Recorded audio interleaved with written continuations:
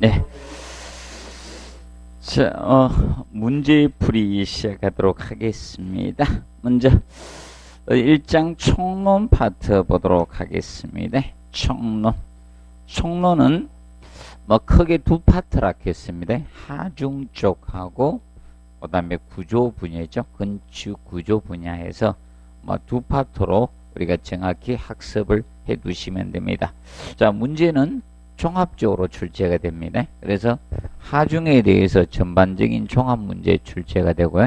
그 다음에 건축 구조도 종합적으로 문제가 출제가 됩니다. 그래서 지금 뭐 개별적으로 문제는 만들어 놨지만 여러분들이 전반적인 그런 유형으로 이제 공부 학습을 하시면 됩니다. 자, 그러면 먼저 1번 문제에서 고정하중에 대한 설명으로 옳지 않는 것은 해가지고 다뤘습니다. 그러면 고정하중 하면 이걸 기억해야죠. 첫째, 구조물의 뭐였습니까? 자중이었습니다.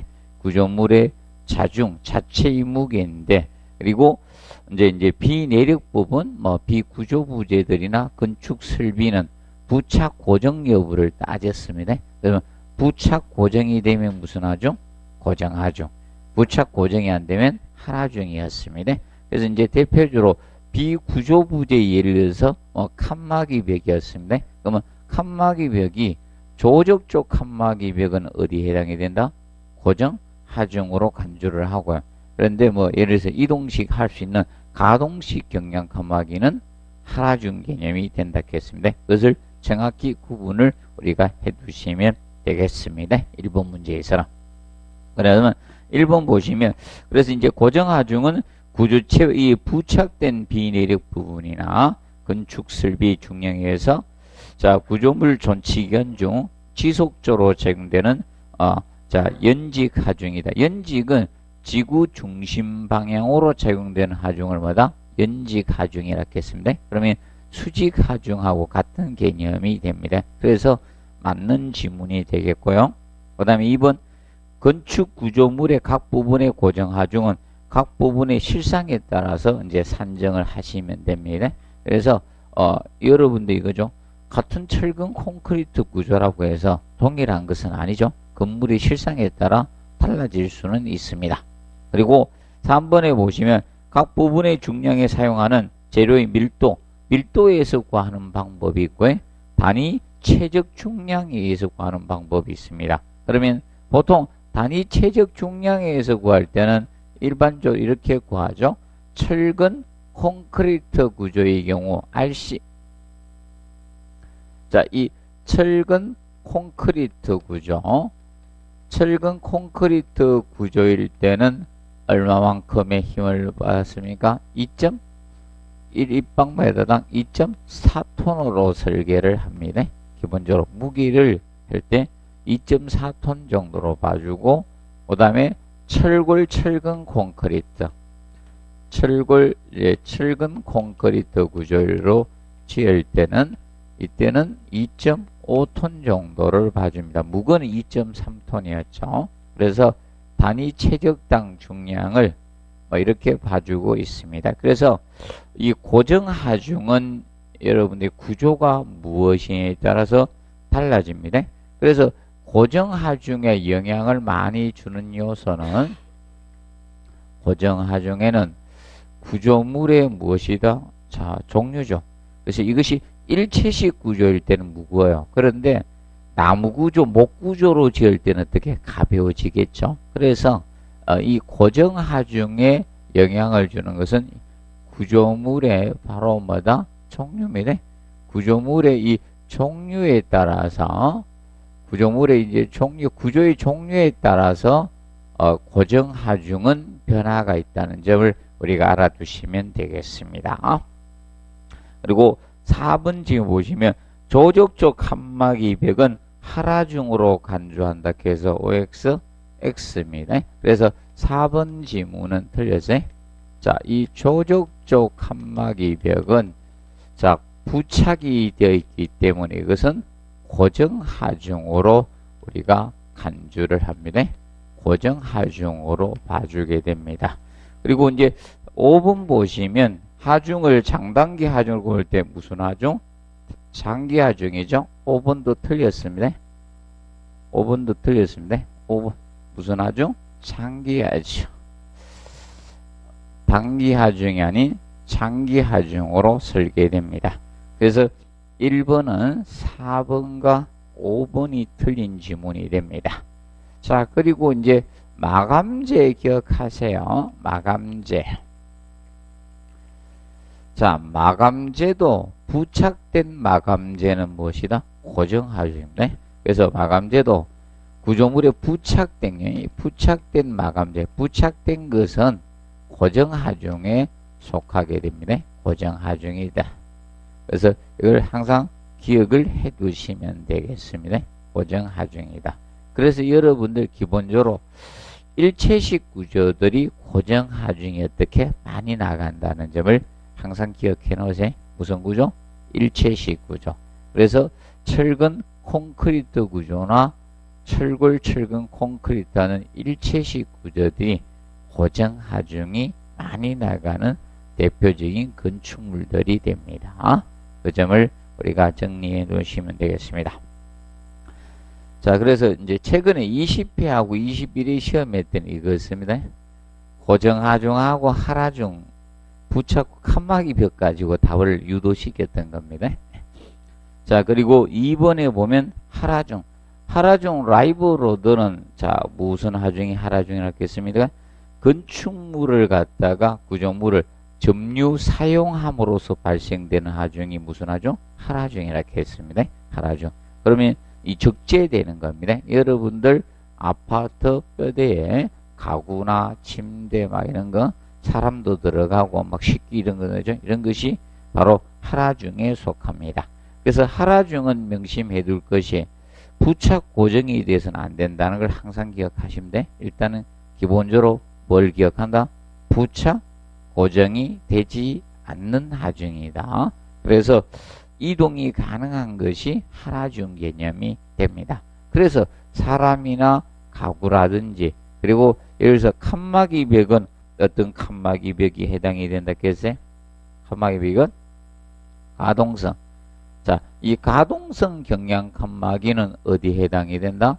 하라중입니다. 그래서 이제 하라중 개념상 우리가 기억하실 것은 얘는 다른 거 아무것도 몰라도 돼요. 부착 고정이 안 되면 무슨 하중이다? 하라중이다. 그것을 항상 떠올려서 우리가 접근해 주시면 되겠습니다.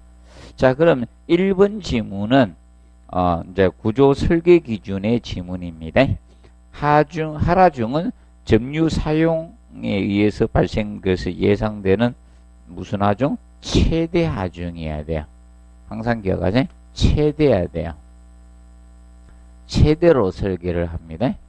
자, 왜 최대로 설계를 해야 되는가 하면 기본적으로 안전을 위해서입니다. 안전을 위해서 최대 견디도록 설계를 해야지 안전한 겁니다. 그래서 예를 들어서 평균으로 설계를 했는데 이 아파트 단지는 사람들이 전부 다 막 냉장고도 몇 개씩 사고 그럽니다. 그러면 문제가 생길 수가 있습니다. 그래서 최대 하라중으로 우리가 해주셔야 최대 하중으로 설계를 합니다.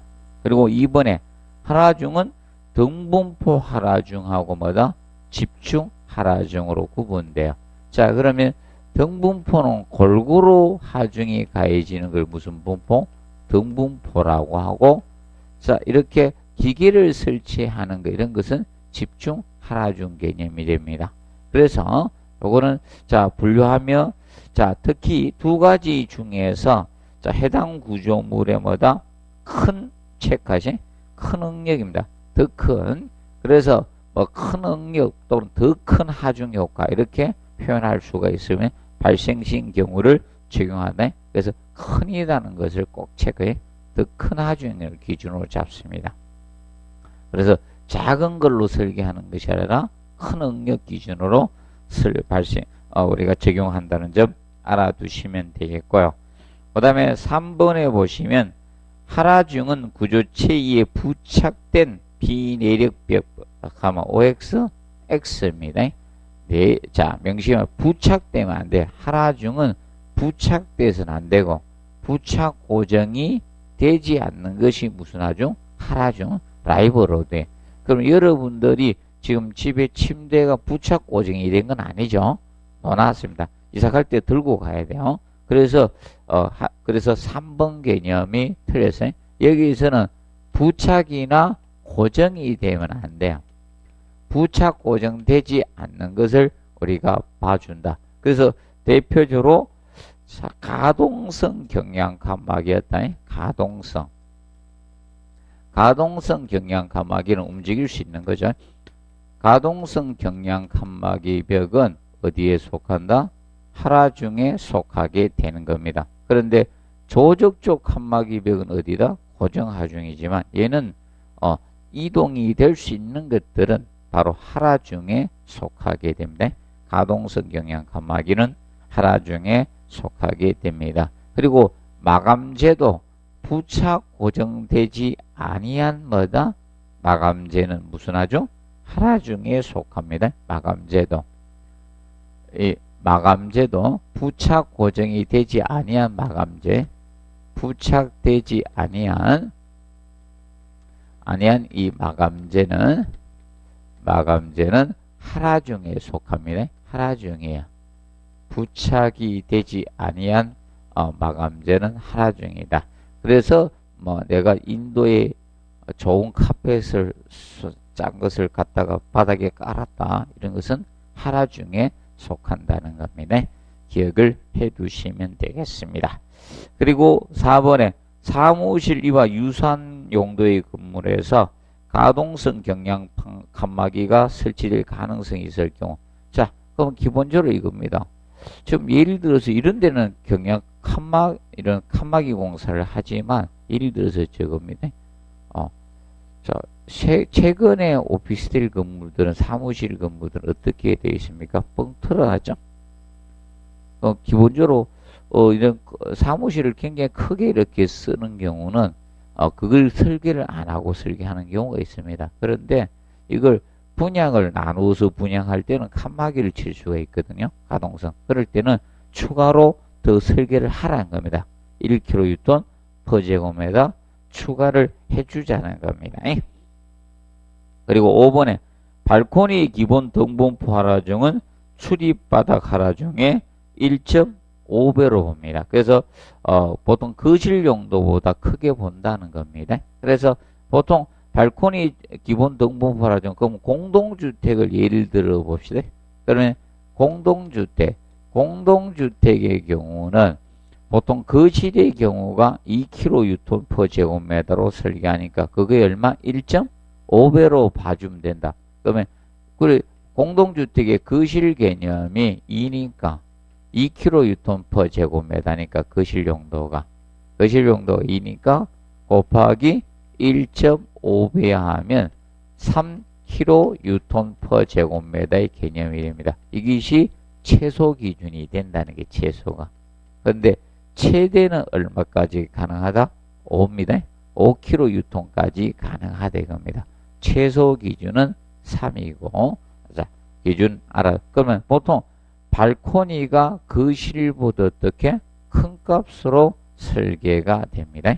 발코니가 큰 값으로 설계해 준 이유는 다른 개념이 아니라 두 가지 측면을 들 수가 있습니다. 발코니는 이삿짐이 모두 발코니를 통해서 들어옵니다. 최근에. 그리고 자, 보통 발코니는 사변 고정이 아닙니다. 발코니는 슬래브가 1변 고정이나 2변 고정, 3변 고정 형태로 설계가 됩니다. 4변이 지지가 되는 설계가 되지 않습니다. 그래서 기본적으로 발코니가 더 큰 값으로 설계가 된다는 점 우리가 알아두시면 되겠습니다. 그리고 기본적으로 그래서 이제 주택의 거실은 이걸로 본다 했죠. 그리고 이제 계단은 자 이렇게 설계한다 했어요. 계단은 단독주택이나 2세대 거주주택, 단독이나 2세대 거주주택에 대해서 자, 단독이나 2세대 거주주택은 얼마로 설계한다? 2kN per 제곱미터로 설계를 합니다. 그런데 기타 계단의 경우는 5가 됩니다. 기타 계단은 5kg/제곱미터로 설계를 합니다. 그러면 2세대 거주주택은 이걸 2세대 거주주택이라고 했습니다. 계단에서 성관계에서 내려서 1호, 2호 라인으로 들어가는 거. 그래서 앞집밖에 없는 게 2세대 거주주택에 서로 앞집이라 부르고 있습니다. 옆집은 없습니다. 자, 이것이 2세대 거주주택입니다. 자, 그리고 그러면 복도형 아파트는 이걸로 갑니다. 5kg/제곱미터 계단을 설계를 하겠다는 거예요. 그리고 이 사무실 건물이죠. 호텔 이건 다 이거예요. 옵니다. 그러면 쉽게 많은 사람이 집중 안 된 데만 2로 설계를 하는 거 하라중을 나머지는 집중이 되니까 5로 봐주겠다는 겁니다. 자, 그러면 이 건물에 화재가 났다. 응급이 됐다. 그럼 어디다? 계단을 통해서 다 피난을 가야 된다는 겁니다. 그래서 안전을 위해서 5kg/제곱미터로 설계가 되어 주시면 됩니다. 자, 그리고 3번에 보시면 하중에 대한 설명을 옳지 않는 거 나왔죠. 그래서 1번 고정하중, 사중은 건물 자체의 중량과 같이 크기 변화가 거의 없이 장기적으로 작용되는 하중이 바로 고정하중이었습니다. 그리고 2번에 하중을 장단기로 구분할 경우 자, 장기 하중은 일반적에서 두 가지를 봐두라 했습니다. 고정 하중하고 무슨 하중? 하하중은 장기 하중에 속했습니다. 자, 그리고 저것만 조금 주의하랬겠죠? 다슬 지역에서는 무슨 하중? 적설 하중도 장기 하중에 속한다라고 했습니다. 자, 그리고 이제 3번에 풍하중, 지진하중, 적설하중 중엔 단기하중에 속하게 됩니다. 그리고 4번에 지진력은 고정하중과 적지하중의 합에다가 수평 진도를 곱해서 구하게 되죠. 그리고 여러분들 뭐 힘은요, 기본적으로 이거 거의 다 곱합니다. 합하는 거 없어요. 거의 다 곱입니다. 자, 그래서 이제 지진하중은 이렇게 표현을 한다는 거예요. 지진력 또는 지진하중. 지진력이라고 해도 되고 지진하중이라고 해도 돼요. 그래서 고정하중하다가 식으로 하면 이거죠. 그것을 쓰는 고정하중에 하하중, 적지하중 두 개 합에다가 수평진도를 곱한 거라고 했습니다. 이렇게 나타내도 되고 아니면 이렇게 나타내도 돼요. 이게 건물의 질량이잖아요. 자, 건물의 질량에다가 자, 수평지진의 지반 가속도를 곱한 거죠. 지반 가속도를 곱해서 자, 이 개념으로서도 관계가 없습니다. 건물의 질량에다가 건물의 무게는 고정하중이 있고 여러분 하하중이 있잖아요. 바람 이런 거는 건물의 무게는 아니잖아요. 맞아요? 외력이고. 그래서 건물의 무게는 두 개밖에 없습니다. 건물이죠. 그래서 여기에다가 지방 가속도를 곱해서 구한 거나 동일합니다. 그리고 5번에 공동주택의 발코니 거실 작은 값은 닦여서 OX, X입니다. 큰 값 썼습니다. 그래서 발코니가 1.5배 크겠습니다. 1.5배. 자, 그리고 4번에 그런데 이제 2번 하라중에다가 하나 쓰는세 하라중은 어떤 영향을 많이 받는 하라중은 뭐에 따라서 건축물의 용도에 따라서 같을까요? 달라질까요? 자, 이러면 주택은 자, 사람들도 별로 없잖아요. 뭐 가구 좀 있죠? 그런 무게 하는 거고. 그래서 이거는 하라중은 건축물의 용도에 영향을 받는 거예요. 건축물의 용도에 따라 달라집니다. 용도에 따라. 그래서 이 건축물의 용도에 따라 하라중 값은 다릅니다. 일정하게 적용하는 것이 아니다. 그래서 우리가 기본세에서 표 많이 봤잖아요. 표가 억수로 많았었잖아요. 기억을 해 두시면 되겠고요. 그 다음에 4번에 자, 적설하중에 관한 거 보도록 하면 4번 문제. 그래서 설계용 지붕 적설하중은 지상적설하중의 기본값을 기준으로서 여러 가지 개수를 고려해서 산정을 해 주시면 되겠습니다. 자, 봐두시고 그 다음에 2번에 보시면 자, 지상적설하중의 기본값의 제형기간은 뭐다? 100년이에요. 자, 데이터 잡는 것을 현 시점을 기준으로 과거 100년간 기준을 우리가 잡는다는 겁니다. 그럼 외기에 대해서는 기본 100년으로 보면 돼. 그래서 풍화중이나 적설하중은 100년을 기준 제형기간을 잡아서 설계를 합니다. 그런데 지진만 예입니다. 지진은 2400년을 기준 잡고요. 제형기간은. 보통은 100년 기준을 잡아주시면 되겠습니다. 자, 그리고 자 3번에 보시면 특정 지역의 지상적설하중은 실제 조사 연구에 의한 수직 최신 적설 깊이 및 눈의 평균율 고려해서 산정할 수가 있습니다. 특히 눈이 많이 오는 지방들 있죠. 그러면 뭐 대관령 지역이나 울릉도는 일반 이런데 도시 설계하는 개념하고는 달라야 됩니다. 그리고 4번에 발코니 등에 눈이 불어닥치는 경우는 자 불어 눈의 하중을 고려를 해 주셔야 됩니다. 자, 그리고 자, 이 경우 있어요. 이 경우도 적설 하중을 고려해 줘야 돼. 간혹 가다가 자, 여기 벽이 이렇게 있어요. 수직부진 이 벽이 여기 있었는데 자, 경사지에 이렇게 건물을 짓다 보니까 건물을 갖다가 이렇게 경사지에 이렇게 짓다 보니까 이렇게 경사지에 이렇게 지었습니다. 그러면 눈이 어떻게 됩니까? 여기에 쌓일 수 있죠.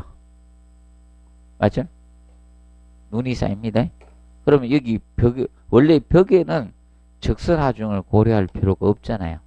보통 일반 건물인 적설하중을 고려할 필요 없는데 이런 지형적 요건으로 해서 이렇게 됐을 때 이럴 경우 이 눈이 쌓여가지고 처갑으로 가해질 수가 있죠. 이럴 때는 고려를 하셔야 돼요.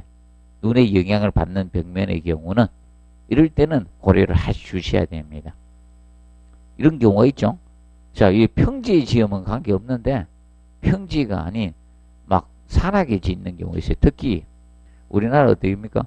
부산 지역에 가면 어떻게 됩니까? 산에다 막 집 지어놨습니다. 어디까지 올라갔습니까? 8분 능선까지 막 올라가 있습니다. 그렇기 때문에 이럴 경우는 고려를 해 주셔야 됩니다.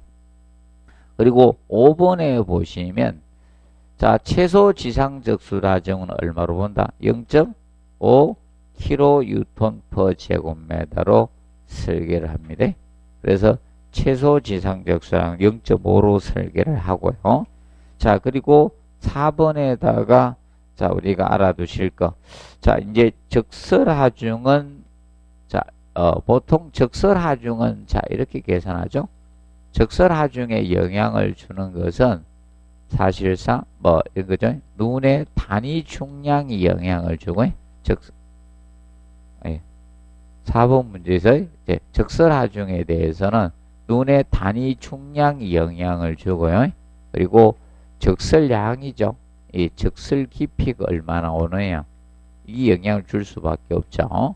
그리고 지붕의 형상이나 경사도가 영향을 주는 겁니다. 지붕의 형상.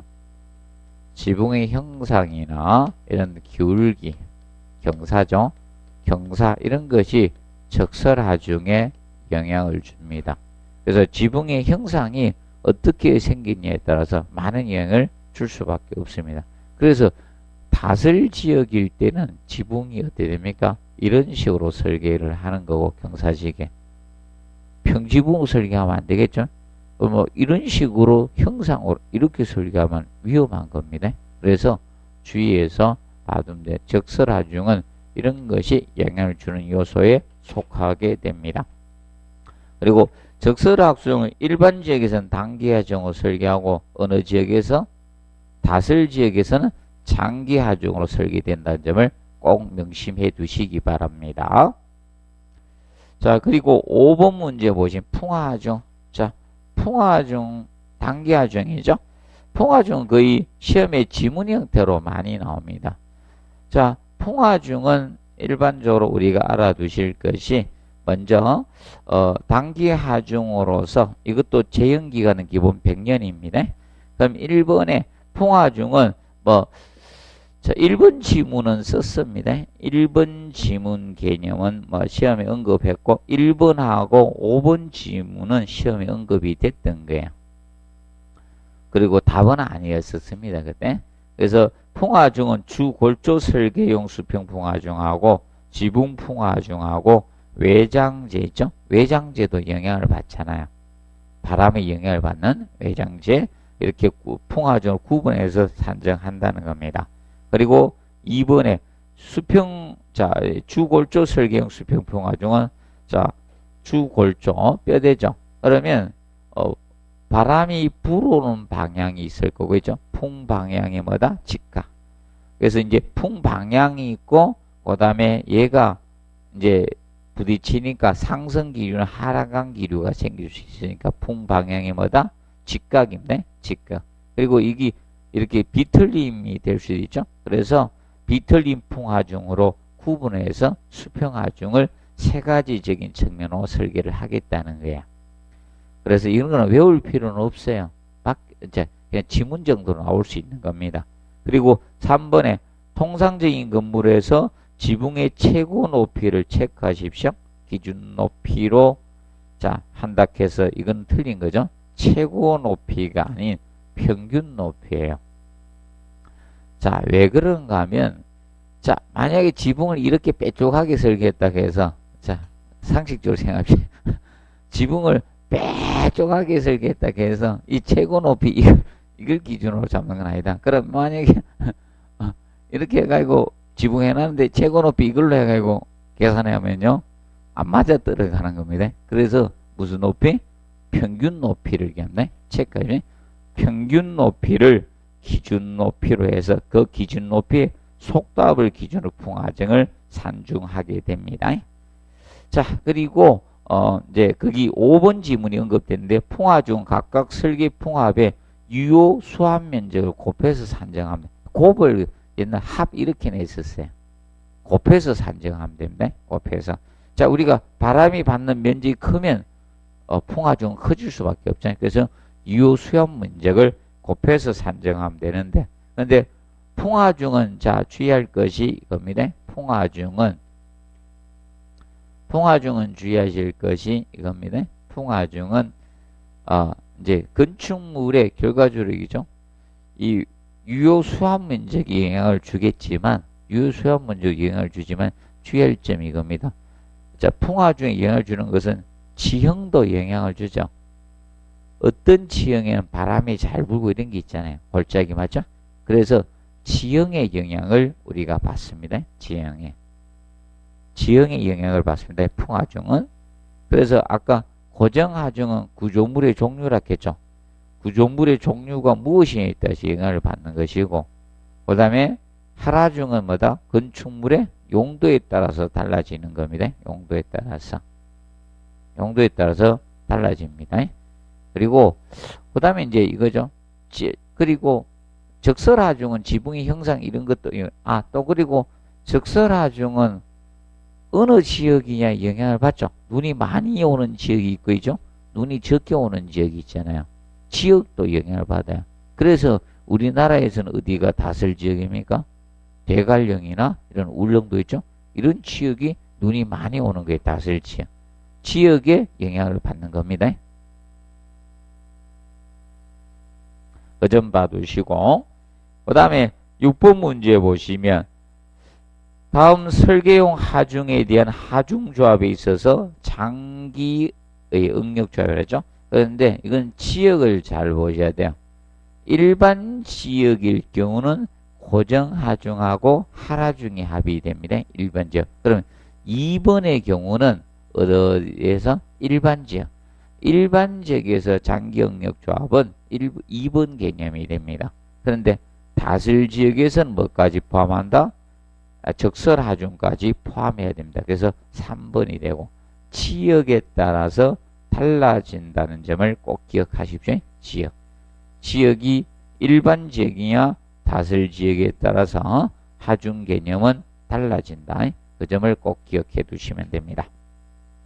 그리고 7번은 간단히 한번 보시고 장기 하중에 관한 설명으로 옳지 않는 거 나왔습니다. 장기하중은 수직하중으로 작용됩니다. 그래서 여러분들 고정하중이나 하하중은 수평으로 작용됩니까? 수직으로 작용될까요? 수직이죠. 네. 자, 그리고 2번에 장기하중은 철골조 건물보다 철근 콘크리트 건물이 더 크다. 자, 왜 그런가 하면 철골조는 적은 단면으로 큰 하중을 받을 수 있죠. 그래서 부재의 단면이 적어져요. 그 반면에 철근 콘크리트 건물 일체식 구조들은 어떻습니까?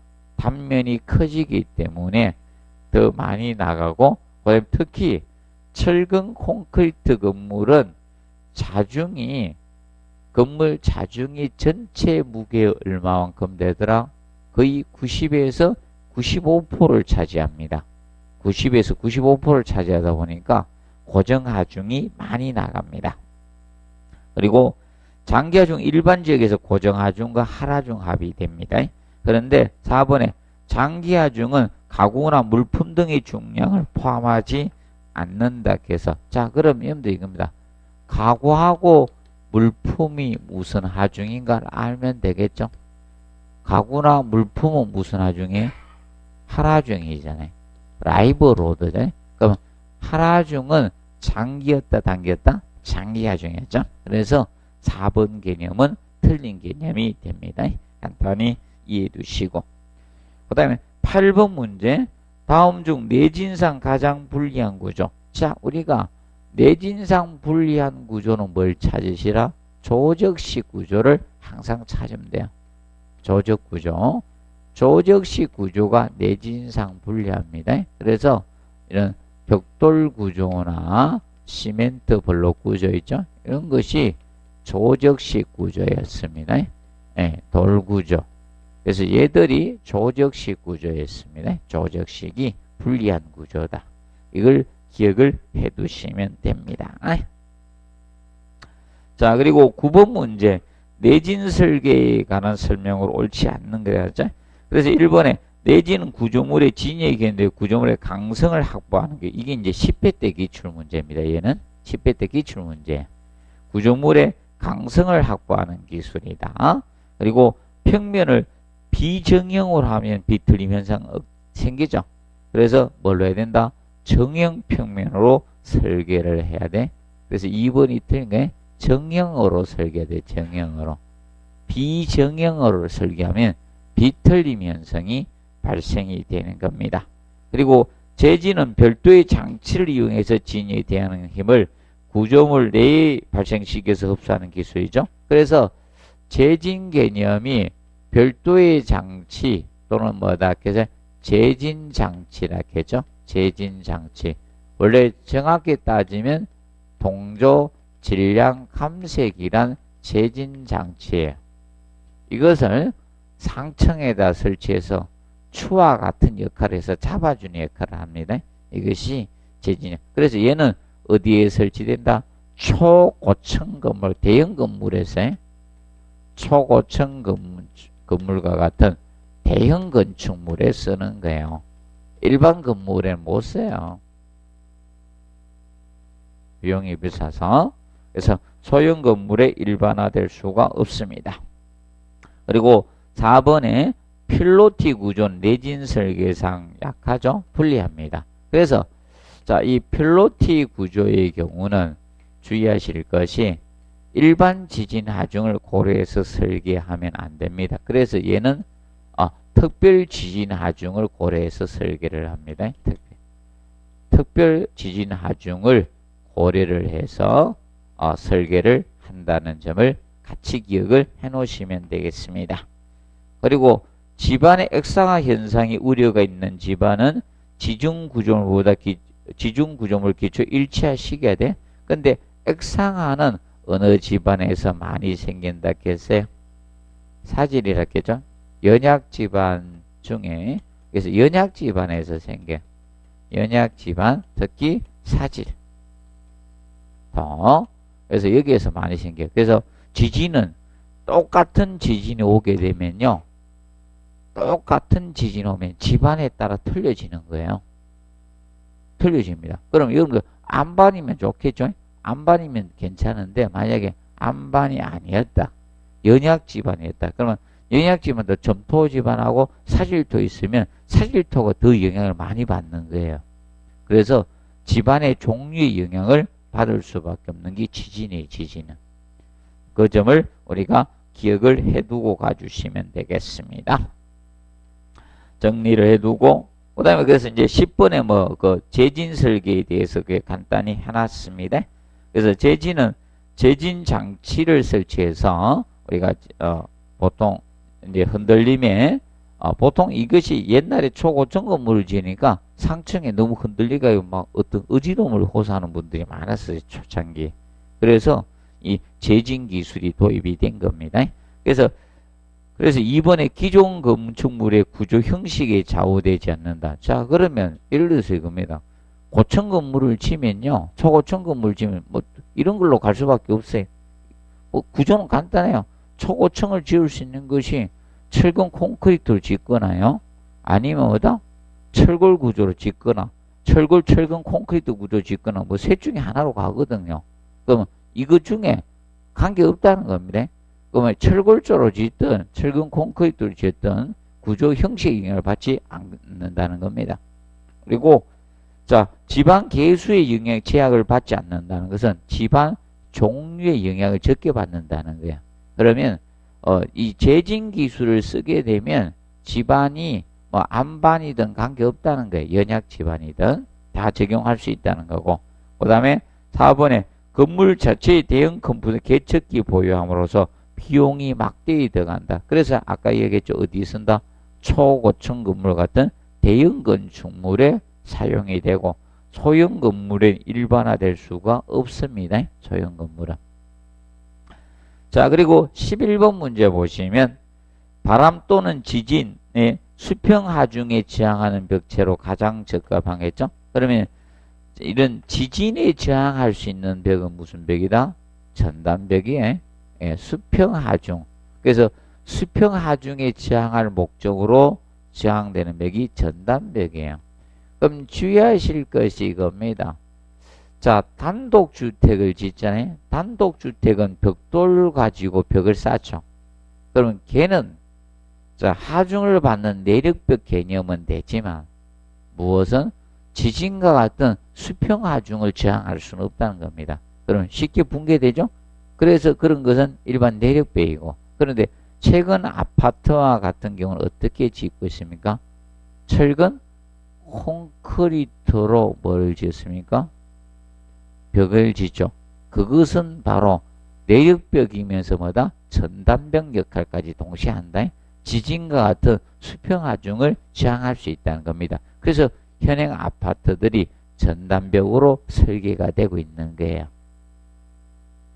기억해 두시고, 그 다음에 12번 보시면 콘크리트 구조 시 내진 설계 시 연성을 증가하기 위한 방법을 가장 적합하지 않는 것 해놨죠. 그래서 1번에 골조 구조. 자, 골조 구조는 주로 볼을 통해서 에너지를 흡수하는 겁니다.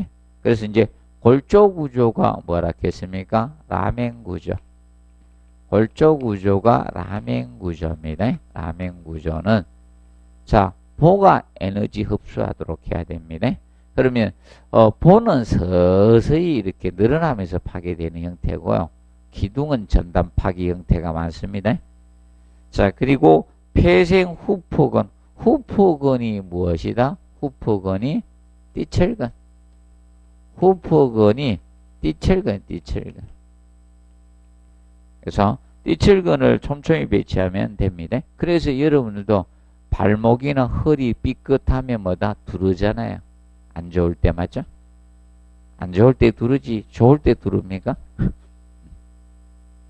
그리고 힘 파괴보다 전단 파괴가 먼저 발생하도록 하면 된다, 안 된다? 안 됩니다. 그래서 힘 파괴를 먼저 유도하는 거예요. 힘 파괴가 먼저 발생하도록 유도합니다. 먼저 발생하도록 유도를 합니다. 자, 힘 파괴가 서서히 파괴되는 거예요. 전단 파괴는요, 전단 파괴가 생기면요, 우리가 피난을 못 갑니다. 자, 그래요, 이겁니다. 자, 본진이 오고 뒤에 여진이 오잖아요. 그러면 힘파괴 이루어지면 본진에는 어느 정도 견딘다는 거예요. 그리고 그러면 여진 오기 전에 피난을 가면 되는데, 자, 전단 파괴가 되면요, 본진에서 파괴되는 거예요. 기둥이 파괴되면. 그래서 다른 말로 이야기하면 그겁니다. 그래서 기둥 파괴보다 무슨 파괴? 보파괴 유도하라, 이게. 그게 힘 파괴. 그래서 정면을 기억을 해 두시면 되겠습니다. 그래서 3번 개념이 틀렸습니다. 그리고 저거 같이 기억을 해 놓으십시오. 자, 거기 보면 저거 해 놓은, 자, 13번 문제 풀면서 하겠습니다. 구조물의 내진 설계에 대한 설명 중 가장 옳지 않아요. 지진 하중은 지진 발생 시 집안의 가속도와 건물의 뭐다? 질량을 곱해서 구해도 됩니다. 아까 써드렸죠? 질량을 곱해서 구해야 돼요. 그래서 불필요한 무게를 최대한 줄여줘야 돼요. 질량이니까. 자, 그리고 2번에 지진 하중은 건물의 고유 주기하고 비례해서 커진다. 자, 보통 뭐든지 진동은 다 있어요. 사람도 진동은 있고요. 그러면 이 고유 진동 주기, 고유 주기가 있어요. 고유 진동 주기가 있는데, 고유 주기가 진동 주기가 있는데, 이 진동 주기가 길면요, 지진 하중 감소합니다. 그러면 이거하고 지진 하중과의 관계는 정확히 따지면 제곱근의 반비례합니다. 롯데. 제곱근의 반비례 관계예요. 이게 길어지면, 고유 진동 주기가 길어지면 지진 하중은 감소를 합니다. 반면에 고유 진동 주기가 짧으면 지진 하중은 증폭됩니다. 커집니다. 그래서 기본적으로 건물이 진동주기에 끼어서 천천히 진동하면 지진이 흔들더라도 파괴되지 않습니다. 자, 이거하고 비슷하다 봐요. 우리가 공진 현상하고 비슷하다 보면 돼요. 자, 외부의 그 진동에, 이 구조물의 진동이 되면 진동이 증폭되거든. 그렇기 때문에 일반적으로 주기가 짧은 애들이 쉽게 파괴가 되는 거예요. 흔들림.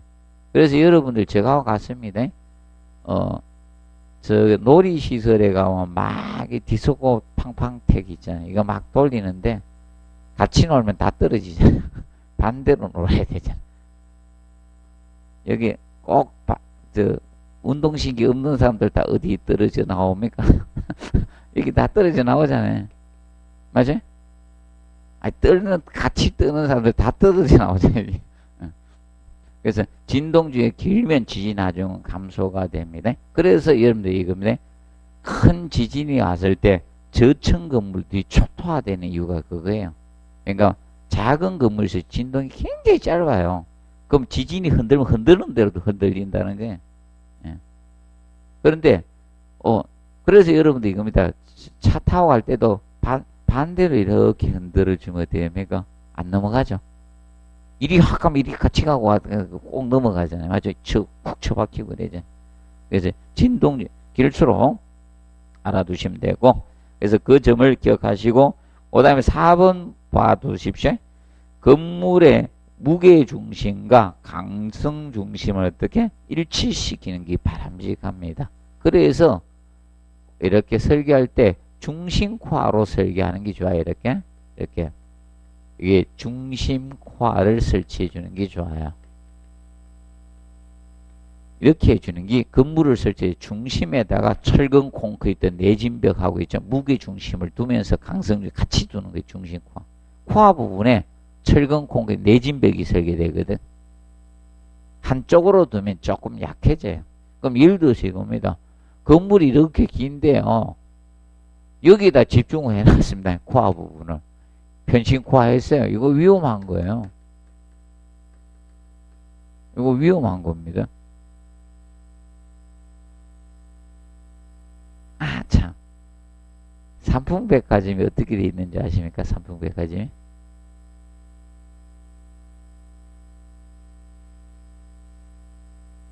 삼풍백화점이 중심코어 아니었었잖아요.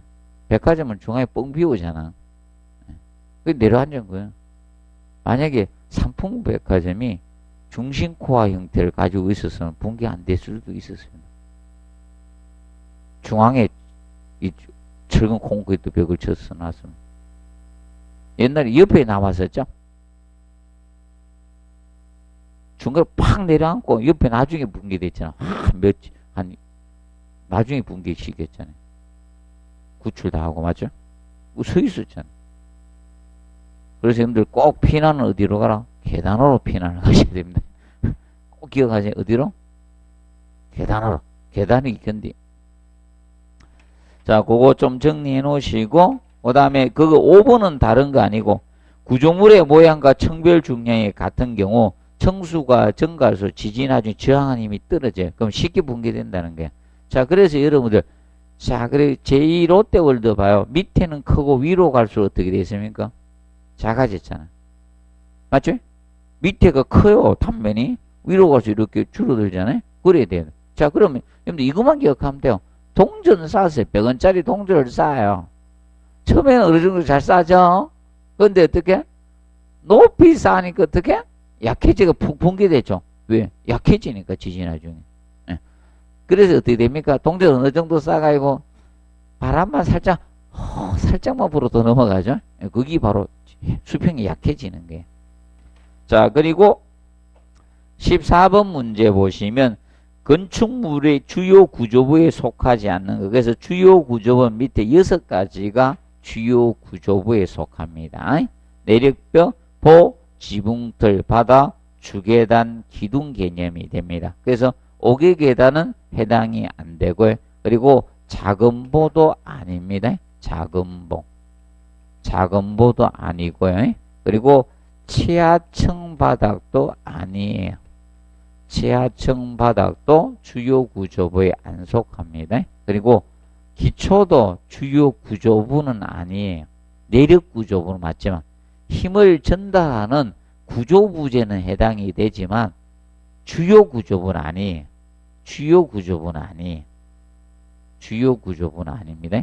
그래서 주요 구조부에는 그 6가지만 주요 구조부로 잡고 있습니다. 그 다음에 15번 문제 보시면 자, 건축 구조에 관한 설명으로 옳지 않는 것 해가지고 나왔습니다. 자, 일체식 구조. 자, 일체식 구조는 뭐가 일체식 구조였습니까? 철근, 콘크리트 구조하고 철근, 콘크리트 구조가 일체식 구조였죠. 일체식이었습니다. 일체식 구조는 2개가 됩니다. 일체식 구조는 RC, 철근 콘크리트 구조하고 SRC, 철근 콘크리트 구조가 2개 일체식 구조인데, 그러면 일체식 구조는 물을 사용했어요, 안 했어요? 했죠? 습식 구조고, 공사기간이 긴 게 특징이죠? 공사기간이 철근 해체가 쉽다, 어렵다? 어렵죠. 네. 자, 그리고 현수 구조는 케이블로 매단 구조가 무슨 구조? 현수 구조입니다. 그러면 현수 구조는 케이블의 무슨 응력? 인장 응력이 지배적. 딱 체크. 인장 응력이 지배적입니다. 그리고 아치 구조는 힘을 뭐로 전달하다? 압축력이죠. 지압력인 압축력으로 힘을 전달하는 아치 구조입니다. 그래서 아치 구조는 인장력이 생기지 않도록 해 주셔야 됩니다. 그리고 4번 벽식 구조는 뭘 벽식 구조라 했습니까? 뭐 전단 벽식 구조 또는 내력 벽식 구조라 했죠. 그러면 얘는 기둥하고 보는 설계가 안 된다 했죠. 그리고 벽체하고 바닥판으로 그죠? 벽체와 바닥판으로 구성된 것이 바닥판으로 구성된 구조가 벽식 구조라고 했습니다. 그래서 하중을 누가 분담한다? 벽체가 수직 하중과 벽체가 분담하는 구조였습니다. 그래서 틀렸죠. 4번 개념이. 그 곡면판의 역학적 특성을 이용한 외력을 면내 힘만으로 전달하는 게 이것은 뭐다? 셀 구조에 해당이 됩니다. 셀 구조. 셀 구조에 해당이 된다는 점 기억을 해 놓으시면 되겠습니다. 그리고 5번에 라멘 구조. 라멘 구조는 기둥하고 보로 구성이 됐다 해서 기둥보. 그리고 이때 접합은 무슨 접합? 강접합으로서 자, 고정단으로 설계되죠. 고정단. 라멘 구조는 고정단으로 설계가 됩니다. 자, 그리고 16번 보시면, 자, 구조물의 응력의 계산에 관한 옳지 않는 거. 먼저 입체 트러스. 자, 입체 트러스나 트러스 구조. 트러스 구조는 부재를 무엇으로 자, 삼각형으로 짜맞은 기 트러스 구조하고 입체 트러스 구조의 차이점은 뭐라 했어요? 자, 공통점. 자, 부재를 삼각형으로 짜맞췄다 했죠? 얘는 부재를 삼각형으로 짜맞아요. 부재를, 선형 부재를 삼각형으로 조립한 거죠. 삼각형으로 우리가 조립을 해놨습니다. 조립한 형태고. 그런데, 그래서 이제, 얘들은, 접합이 무슨 접합이라 했어요? 핀 접합. 자, 핀 접합이고, 그리고 부재가 무슨 힘만 받도록 설계한다? 부재가 무슨 힘? 축방이지? 축방향력만 받도록 한다겠죠? 축방향력만 받도록 설계한 겁니다. 받도록 한 거예요.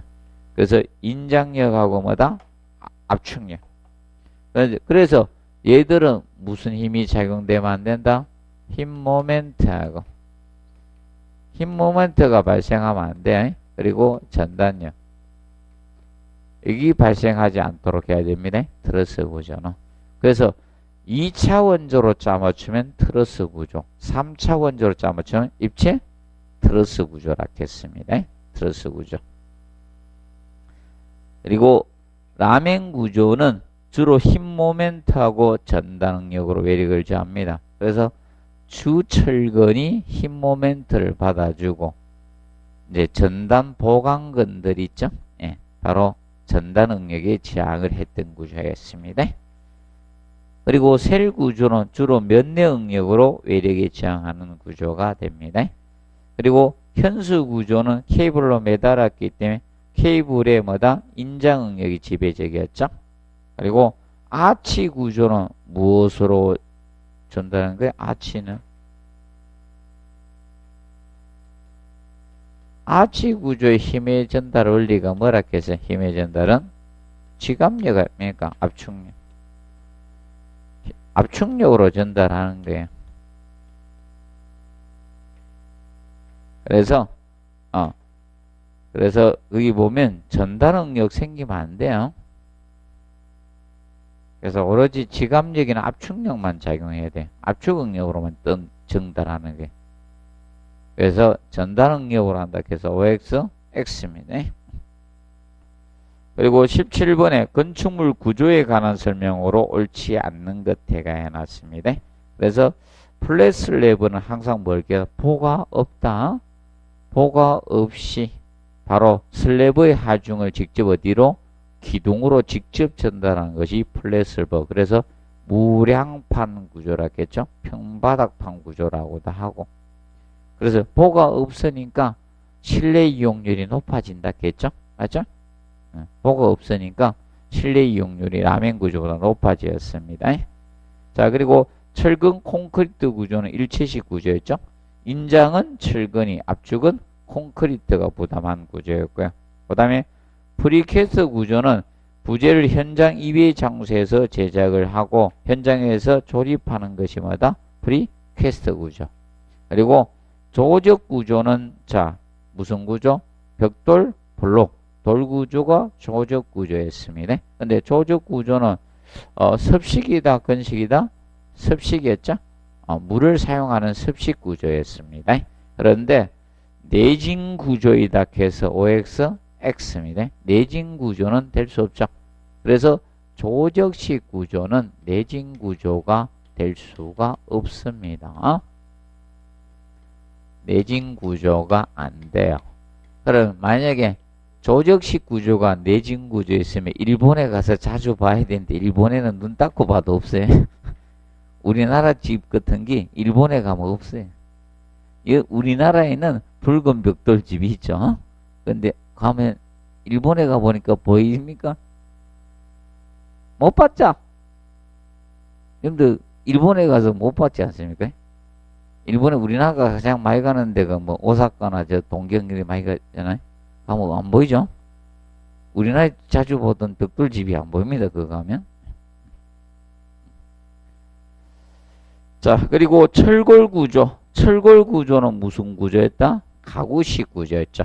철골 구조가 가구식 구조였고. 자, 그런데 철골 구조, 가구식 구조는 사실 목 구조하고 철골 구조였죠. 가구식 구조로서. 근데 얘는 알아둘 것이 건식이었죠. 건식 구조이면서 자, 그런데 이 철골 내진 구조에는 해당이 된다겠죠? 철골은 내진은 맞다.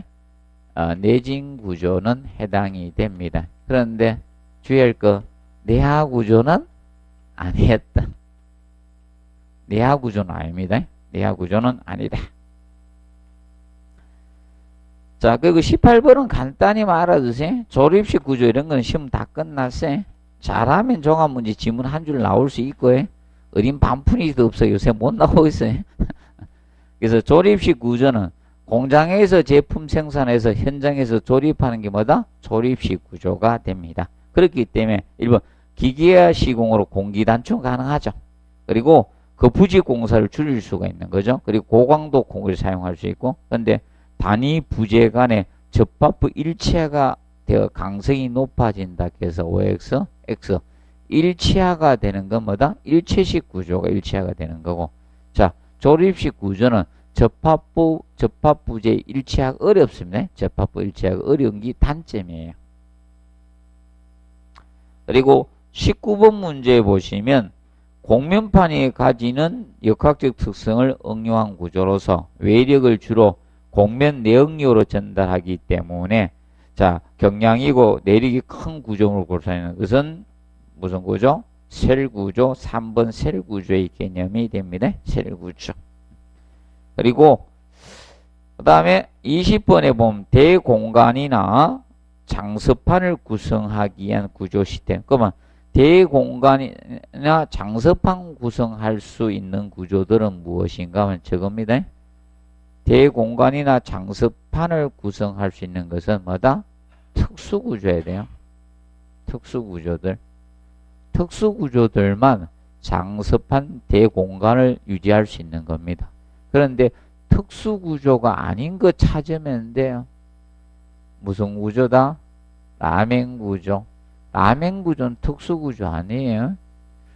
쉽게 여러분들 저겁니다. 우리가 배운 가구식 구조 있죠. 가구식 구조, 자, 일체식 구조, 조적식 구조 배운 거 있죠. 얘들은 특수구조가 아닌 거예요. 기본 구조인 거예요. 그래서 라멘 구조는 경제적인 간사이가 얼마 안 돼요.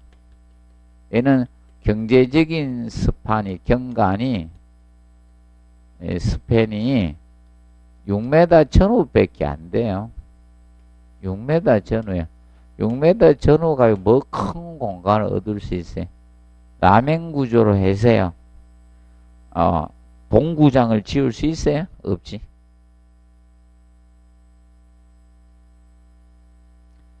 자, 그리고 21번 커튼홀은 이것만 항상 기억하면 돼. 커튼홀은 비내력벽 외벽을 갖다 공장 제품으로 조립하는 거야. 요새 빌딩들 보면 다 외벽 조립하잖아. 너무 일률적이에요. 우리나라 건물 너무 일률적이야. 폼이 없어. 구경할 게 없어. 그래서 이래 보면 전부 다 유리로 조립하고 있죠. 다 유리로 조립하고 있습니다. 그래서 이제 커튼홀은 명심하세요. 뭐 다른 거 아무 신경 쓰지 말고 커튼홀은 이것만 조금 주의하면 돼. 커튼홀은 비내력벽이다. 비내력벽이니까 비내력벽은 상부 하중을 분담한다 안 한다? 안 하는 거야. 상부 있는 고정 하중이나 이런 자기 일 있죠? 이런 하라중을 분담을 안 하는 거예요. 비내력벽이라는 거. 이걸 명심하면 돼요. 비내력벽이고, 그 다음에 커튼홀의 줄눈이 조그만 재료와 재료 사이 조인트가 생기잖아요. 줄눈을 만들잖아요. 그 줄눈 재료가 뭐다? 실링제입니다. 줄눈 부분 처리한 게 실링제 아닙니까? 실링제. 실링제입니다. 너무 열심히 할 필요 없고요. 개념만 알아두시면 돼요. 그 다음에 22번에 방화구조. 하재 확산을 방지할 수 있는 게 무슨 구조? 방화구조입니다. 그래서 방화구조는 철망 모르타르 발음 두께 2cm 이상이 돼야 됩니다.